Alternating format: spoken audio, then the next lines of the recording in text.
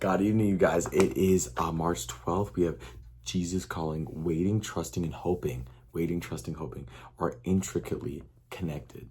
Waiting, trusting, and hoping, right? Waiting is patience, right? Trusting is faith, and hoping is believing. And they're intricately connected with one another, right?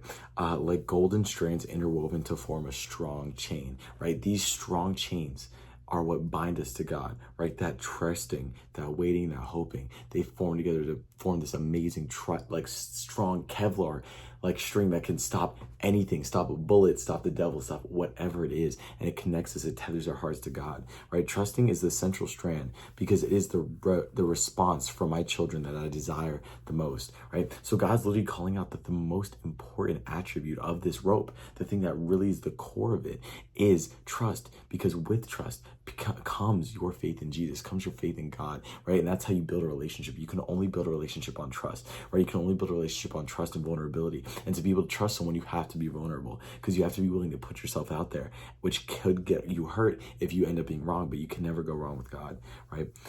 Waiting and hoping embellish the central strand and strengthen that chain that connects you to me. And then waiting and hoping embellish it, right? And strengthen that trust. So to build, to earn that trust is the core, and waiting and hoping strengthens that trust and strengthens that core and strengthens your relationship with God and strengthens you. Waiting for me to work with your eyes on me is evidence that you really do trust me. If you mouth the words, "I trust you," while anxiously trying to make things go your way, your words ring hollow. Hoping is future directed, connecting you to your inheritance in heaven. However, the benefits of hope fall fully on you in the present, right? So God is saying that what we say and what we do are two very, very different things. And we know that, guys. We know that best as humans, right? We know that best is living on this world, right?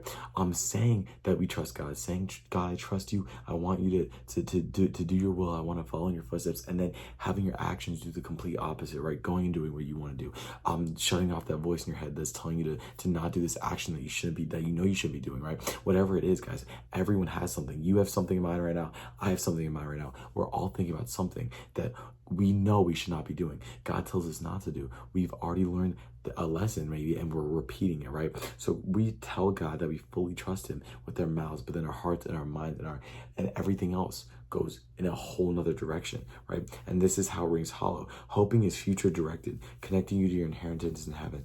However, the benefits of hope fall fully on you in the present, right? So now God's saying that hope seems like it's something that is in the future, right? It's something future based, right? You're hoping for a better tomorrow, hoping that something goes your way, right? But if you can learn to hope in the future, if you can learn to hope in God, then that future is already there for you. You can make the changes you want to make now. You don't have to hope to get better. You don't have to hope to get out of the slums. You don't have to hope to sin less, right? You can create that hope right now in the present. Because you are mine, you don't just pass time in your waiting. You can wait expectantly in hopeful trust.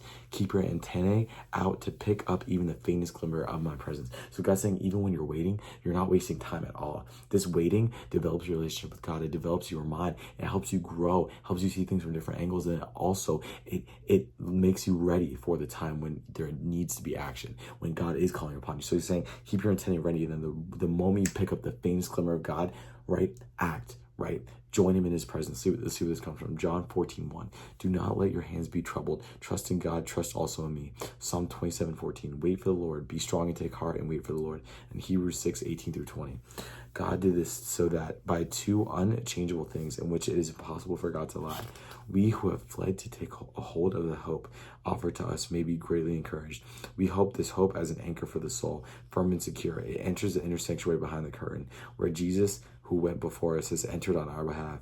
He's become a high priest forever in the order of Melchizedek. That is March 12th. I love you guys so much. I hope you guys learned something with that. We'll say amen.